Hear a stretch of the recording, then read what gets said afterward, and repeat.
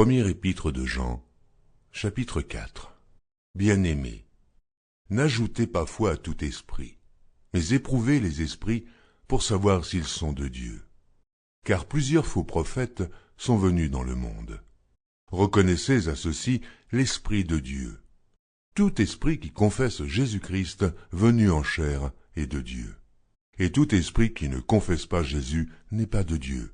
C'est celui de l'Antéchrist dont vous avez appris la venue, et qui maintenant est déjà dans le monde.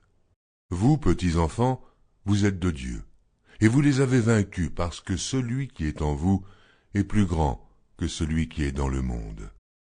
Eux, ils sont du monde, c'est pourquoi ils parlent d'après le monde, et le monde les écoute. Nous sommes de Dieu.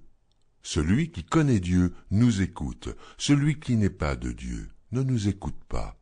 C'est par là que nous connaissons l'esprit de la vérité et l'esprit de l'erreur. Bien-aimés, aimons-nous les uns les autres, car l'amour est de Dieu, et quiconque aime est né de Dieu et connaît Dieu. Celui qui n'aime pas n'a pas connu Dieu, car Dieu est amour. L'amour de Dieu a été manifesté envers nous en ce que Dieu a envoyé son Fils unique dans le monde, afin que nous vivions par lui. Et cet amour consiste, non point en ce que nous avons aimé Dieu, mais en ce qu'il nous a aimés et a envoyé son Fils comme victime expiatoire pour nos péchés. Bien-aimés, si Dieu nous a ainsi aimés, nous devons aussi nous aimer les uns les autres. Personne n'a jamais vu Dieu. Si nous nous aimons les uns les autres, Dieu demeure en nous et son amour est parfait en nous. Nous connaissons que nous demeurons en lui et qu'il demeure en nous, en ce qu'il nous a donné de son esprit. Et nous avons vu et nous attestons que le Père a envoyé le Fils comme sauveur du monde. Celui qui confessera que Jésus est le Fils de Dieu, Dieu demeure en lui et lui en Dieu.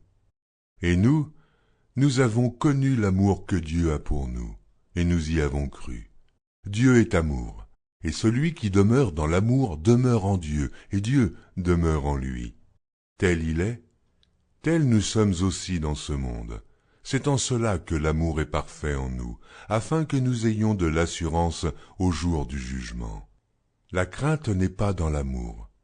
Mais l'amour parfait bannit la crainte, car la crainte suppose un châtiment, et celui qui craint n'est pas parfait dans l'amour. Pour nous l'aimons, parce qu'il nous a aimés le premier. Si quelqu'un dit « J'aime Dieu » et qu'il haïsse son frère, c'est un menteur. Car celui qui n'aime pas son frère qu'il voit, comment peut-il aimer Dieu qu'il ne voit pas? Et nous avons de lui ce commandement, que celui qui aime Dieu aime aussi son frère.